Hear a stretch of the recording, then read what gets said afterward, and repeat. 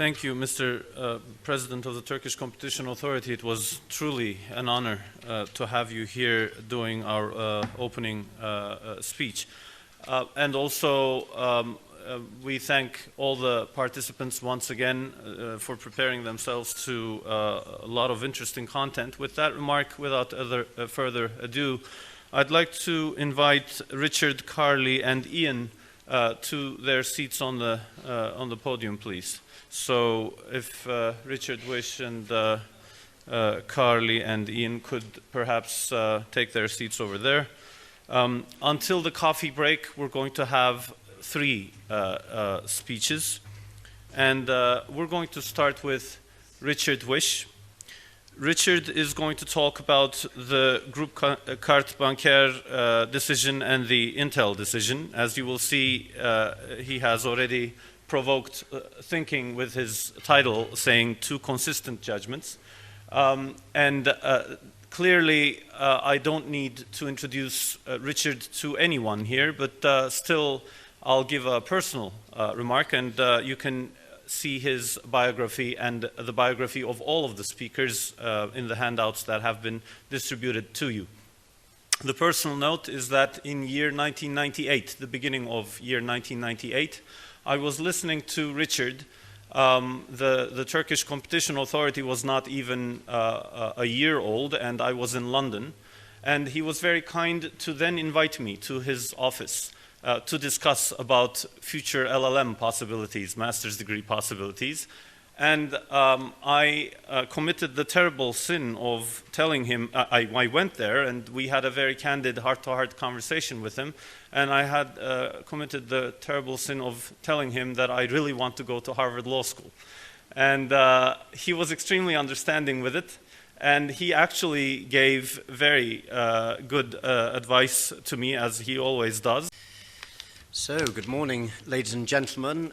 It really is an enormous pleasure to be here this morning. To begin with, obviously, very warm thanks to ELIG and to Gönenç for arranging this, for the invitation to be here. I look around the room and I see familiar faces absolutely everywhere.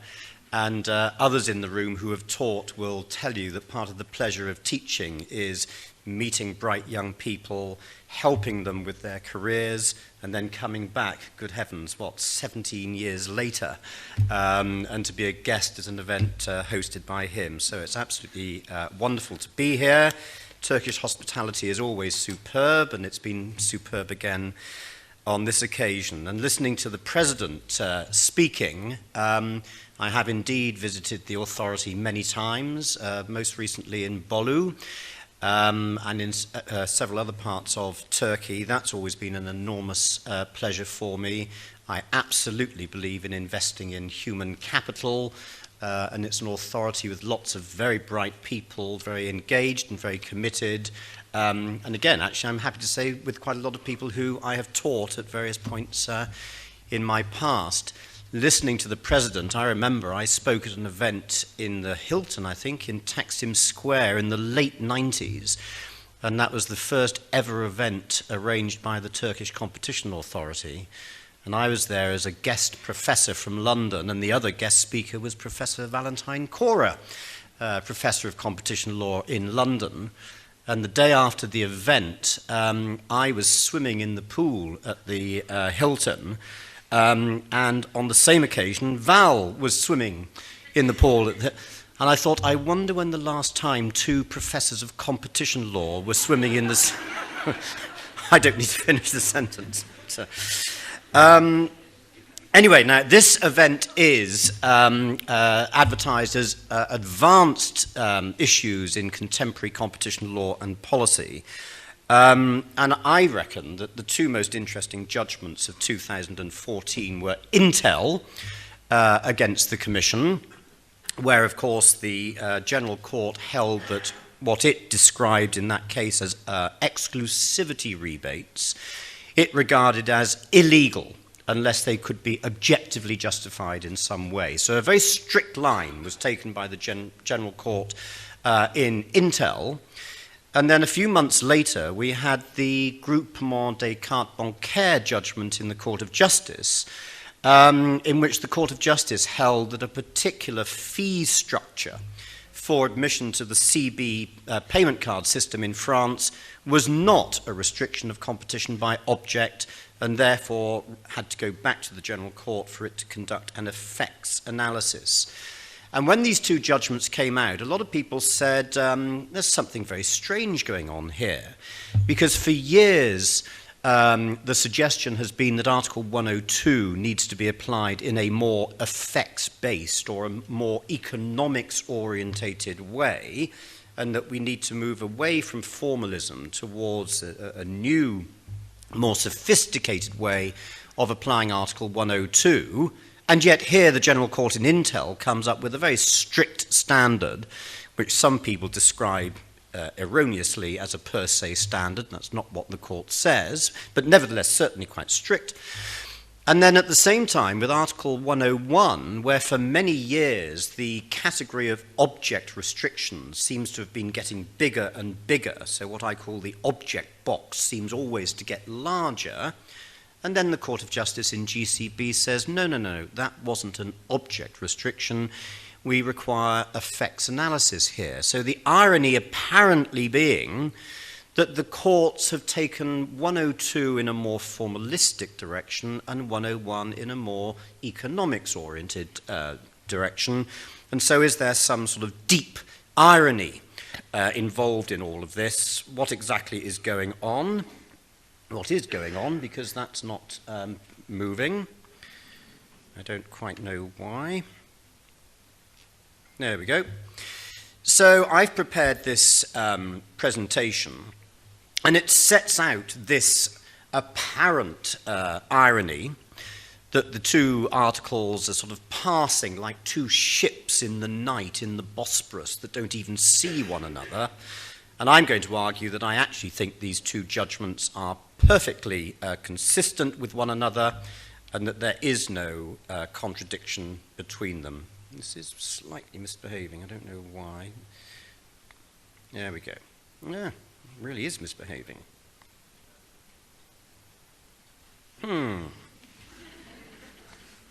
Sure. Yeah, sure, that's what I was doing. There we go. So, I'm aware of time, Gönenç. What time should I was 25 minutes, but I will do this as quickly as I possibly can, but a little bit behind schedule, I'm aware. So I'm going to talk a little bit about object and effect restrictions. I'm going to talk about justifications under 101 and 102. And then I'm going to look at the GCB and Intel judgments and explain why I actually think that they're consistent with one another. Now, this is very brief, some of this, but with Article 101, we look at the text of Article 101, and explicitly it tells us that there are some agreements that restrict competition by object, there are others that restrict by effect, and way back in 1966, the Court of Justice says these are disjunctive ideas, so that where an agreement restricts by object, there is no need to conduct any effects analysis whatsoever. If, on the other hand, it's not an object restriction, then you have to go for a full, if you want to call it this, rule of reason analysis. And obviously, from a competition authority's point of view, therefore, it's very attractive if you can characterize an agreement as restrictive by object, because, quite frankly, you need less resources. The case is going to be conducted in a shorter period of time. And I once was having what I thought was going to be an academic discussion with somebody in DG Comp in Brussels, and we were trying to work out what is an object restriction and what is an effect restriction. And I said to him, what is the difference between an object and an effect restriction? And he said, about a year, meaning that from their point of view, they would be able to conduct the case much more quickly if it was an object restriction. We've had recently, or fairly recently, the Court of Justice in Expedia, in which it said that basically if the agreement restricts by object, there is no need for any quantitative assessment of it whatsoever, effectively therefore overruling an earlier judgment, Volk and Verwerker, that said all agreements have to have an appreciable impact on competition, but we're now told in Expedia that if it's an object restriction, we don't have to do any effects analysis whatsoever. And yet, there we go. Now, what about 102? It's rather interesting when we look at 102, because we don't see these words object or effect in 102. 102 simply says it is illegal to abuse a dominant position. And there's no such thing as abuses by object or by effect linguistically in the text. But it seems to me that in 50 years of jurisprudence, the jurisprudence has developed in such a way that there are some abuses that are more or less abuses by object. And when we're talking about the object of an agreement or the object of unilateral conduct, in some sense we are looking at the intention of the parties. If the parties entered into this kind of agreement, the only explanation for a horizontal price fixing agreement is that there was an intent to restrict competition. And it seems to me that there are some examples of abuse where eventually the Court of Justice says, if you indulge in that kind of conduct, the only explanation for it is that there was a desire to remove competitors from the marketplace. So I think that there is such a thing as an abuse by object. And I think if you look at some of the recent cases, you can sense that that's what the court or the authority believed. In AstraZeneca, we can talk about this perhaps later on when we have our discussion, but one of the abuses of AstraZeneca was withdrawing market authorizations that were not going to be needed in the future, an act which was in and of itself perfectly lawful, and yet which was regarded as being an abuse. Why? Because the Commission and the courts thought that the explanation for the withdrawal was to make it more difficult for generic entrants to the pharmaceutical market to be able to sell the particular drug involved in that case. And in Intel, where the General Court does take a very strict line towards Intel, I think throughout the case there is the sense that the Commission and the Court believed that Intel did have a strategy of excluding or confining ADM to its position in the market. And the head of the Italian authority recently gave a talk at King's, Mr. Pitrusella, Professor Pitrusella, saying that in their recent pharmaceutical cases in Italy, that they reckon that there was a lot of evidence available that there was a strategic intent to eliminate competitors in an anti-competitive manner. So I think that within 102, there is a kind of object-effect dichotomy, and that there are some types of abuse where the court has a pretty strict object-based approach, and there are other abuses where a fairly deep and intense effects analysis is required. And I think if you look at the Intel judgment on the one hand last year, with Telia Sonera a few years ago, in Intel, where you've got exclusivity rebates, the court says presumptively illegal, whereas in Telia Sonera with a margin squeeze, they say, even if you prove a technical margin squeeze, you've still got to go further and demonstrate that it would have anti-competitive effects. And we've had cases, Ofcom in the United Kingdom, the telecoms regulator, which in some cases has identified a technical margin squeeze, but held that there's no abuse because the margin squeeze actually couldn't be shown to be having an effect on the market. So I would just say in passing that I think intent in Article 102 cases is quite an interesting issue. And we've just had somebody at King's complete a PhD on the role of intent in competition law, in which he argues, I think persuasively, that intent is much more important than it's given credit for. And there's a recent article by a very bright associate at Baker McKenzie, Colm O'Grady, in World Competition on precisely the same issue. So I'm saying there that I think Intel and GCB show a similarity of approach to object and effect analysis, whether it's 101 or 102. What about justifications? One of the things that I find most irritating in the world of modern competition policy is that there is a perception, it's a wrong perception, that if an agreement restricts by object, it cannot be defended under 1013. There is a perception that once you're in the object box, that's the end of it. Therefore, your agreement is per se illegal. People believe it. They're absolutely wrong to believe it, but they believe it. Matra Hachette, the General Court, said, even if it's an object restriction, if the evidence is there, put the evidence on the table and let's see if 1013 is satisfied. In the Spanish Glaxo case, which Ian was in, I seem to recall, the Court of Justice held that the pricing provisions in that case were restrictive by object, but nevertheless, the Court of Justice was not satisfied that the Commission had dealt with the Article 1013 arguments satisfactorily. In other words, the Court of Justice in Glaxo recognises that 1013 is available for an object restriction. The burden would be on the parties to the agreement, but that's fair enough. The burden can shift backwards and forwards. And there are other indications that object restrictions can be defended under 1013. The vertical guidelines actually explicitly say that there could be an argument in favour of RPM under 1013. I don't know whether people have picked it up, but on the 5th of December, the Australian Competition and Consumer Commission gave an authorisation, what we would call in the old days an individual exemption for resale price maintenance in relation to imported power tools. Singaporean competition law, section 34 of which is a precise clone of Article 101.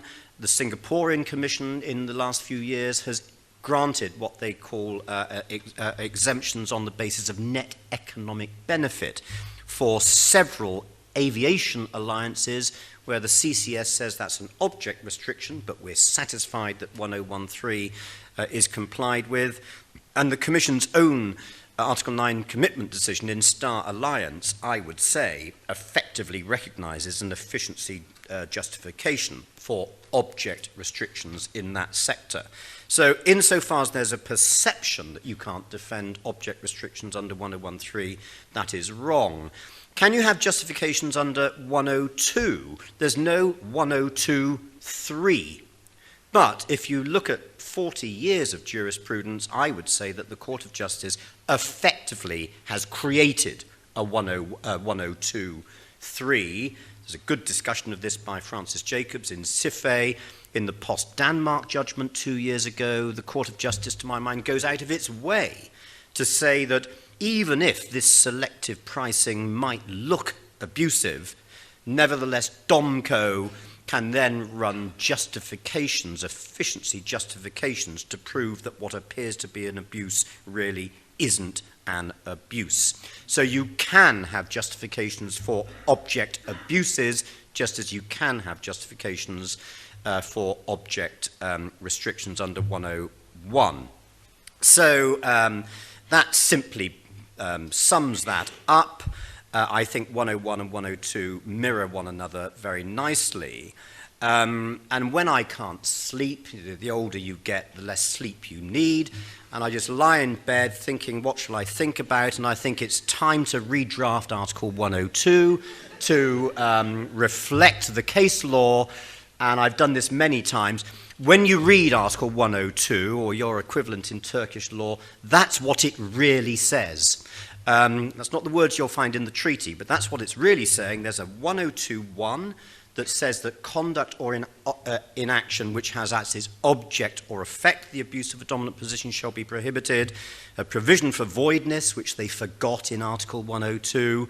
And also there is a 102.3 that says that the prohibition in 102.1 may be declared inapplicable where there is an objective justification or an efficiency explanation. So that's what 102 really says. I would like to rewrite the treaty, and that will be my contribution. But then you have to have a referendum, and the Irish always vote no, so we can't do that. So just imagine that that is what Article 102 says. Now, I'm not going to be able to do this bit of the presentation because of time, but of course the really big issue is, how do we know that something is an agreement that restricts by object, or how do we know that conduct is an object abuse. So, you know, the embarrassing question that every parent dreads when their children come home after school one day and say, "Mummy, Daddy, where do object restrictions come from?" You know, the question you've always dreaded. And you could say, well, they come from old cases, or you can read the de minimis notice, or you can read this utterly absurd commission document of June last year, which is full of errors. Well, that could be where you find out what an object restriction is, but actually that's not really satisfactory because we need some conceptual way of thinking about object restrictions. And just a few things I'll say, but very briefly because of time. Over the years, the question arises, can the object box get bigger? And there has been a sense that it has been inexorably getting wider and wider. In particular, a judgment a couple of years ago, Allianz Hungaria, which I think is one of the worst judgments I've ever read from the Court of Justice, which did suggest that the object box just inevitably went on getting bigger. One of the really important things I think about carte bancaire is that the Court of Justice overturned the General Court specifically where the General Court had said, we see no reason to interpret a restriction of competition by object restrictively. So therefore, the General Court must be saying it's perfectly okay to interpret the concept expansively. And the Court of Justice says, no, that's wrong. The concept of a restriction by object should be given a narrow interpretation. So that's a statement of law. And I think it's a useful correction to the direction of traffic in previous years. This is a very reluctant mouse, and it really, there we go. I think it's sometimes it then goes on 2 rather than 1, but oh well. So what is the test for a restriction by object? And if you look at the case law, you get various explanations as to what an object restriction is. I quite liked European Night Services many years ago, which talked about whether the restriction was obvious. It seems quite a good word. Is that an obvious restriction? If you look at it and you know it's a restriction of competition, then you can say it's object. Otherwise, you have to have deeper effects analysis. But that's not the test. In the Court of Justice years ago, the Court of Justice in T-Mobile talked about whether an agreement had a potential to have a negative impact on competition. If so, it was an object restriction. And it seems to me that that's just simply too wide. I mean, anything and everything can have a potential impact on competition. I don't think that can be the test. And then in carte bancaire, the court says, well, does the agreement reveal a sufficient degree of harm to competition? It says various other things as well, all of which, to my mind, imply a rolling back for the test of object restrictions to a more conservative position than we had before, and the analysis of an object restriction should be narrow. There's a debate that we might come back to later about how much analysis do you do of an agreement to decide whether it is an object restriction. Because you can get into a very strange world where there's an object box here and there's an effects box here, but then how much analysis do you have to do to decide whether it's an object or an effects agreement? Because you can almost end up saying you have to do an effects analysis, and if at the end of an effects analysis it's obviously a restriction of competition, therefore it's an object restriction. But this is rather ridiculous because it mingles object with effects analysis, and I think that's a riddle, a conundrum that still hasn't been fully resolved. I think that you should have a restrictive analysis to see whether the restriction is object.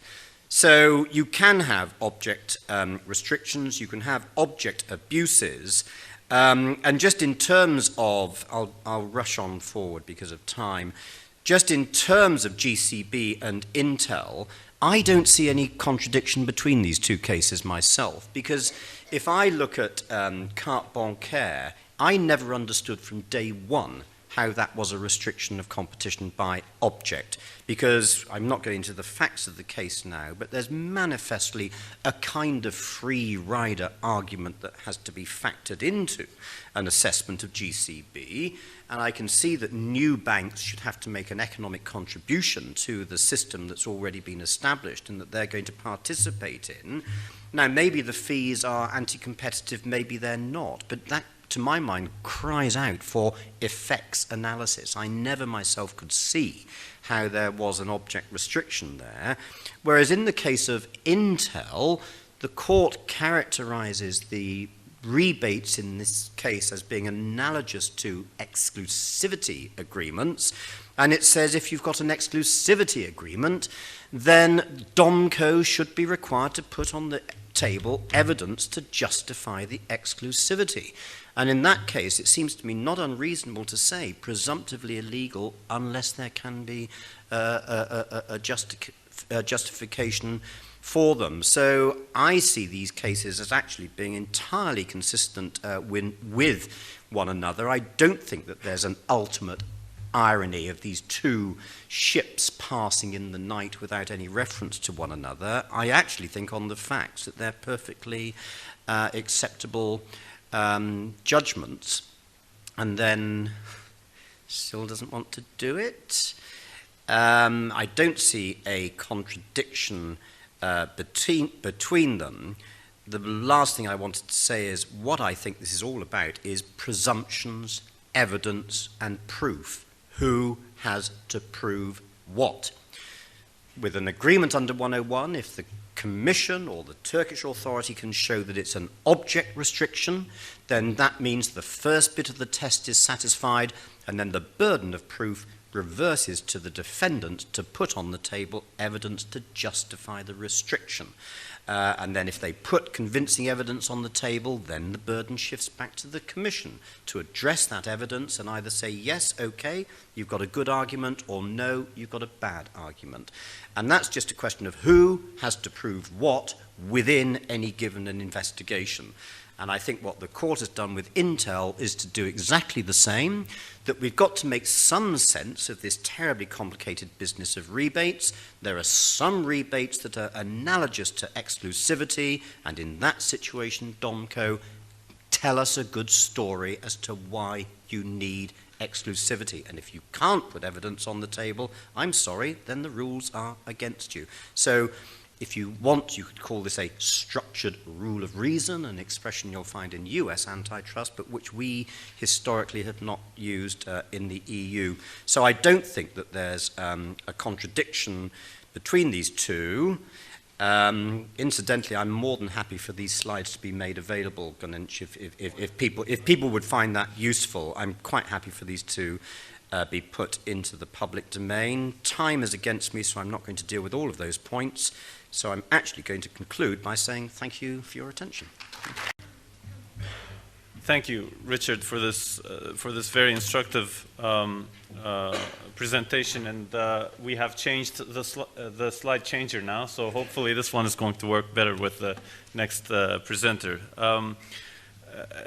This particular presentation of Richard Whish was extremely important for also the Turkish jurisdiction. Luckily, we're going to have time to discuss what all of these mean also for us, and we're going to get to ask questions. But just last week, I was discussing in a conference the carte bancaire decision and at Bilgi University. And at the university, I was actually making the point that this is also time that in Turkey we start looking into our misunderstandings of the rule of reason versus per se. Because honestly speaking, the Turkish Competition Authority is confusing in its recent decisions quite a bit the notion of per se and rule of reason and by object restriction and effects analysis. It is sometimes coming out as it has in, for example, the Aegean Cement decision and in the Doğan Yayın decision, that clearly articulated in the decision. It says, because this is a by-object restriction, we don't need to engage in further analysis of the evidence.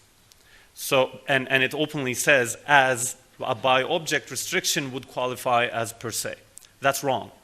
That's not correct. And I think we should be discussing why that is not correct. There is a per se analysis, a rule of reason analysis that you could do in each of the by-object and rule of effect analysis areas. The structured rule of reason nuance is therefore interesting and important, and I think there are things that we should focus on for the Turkish competition law analysis.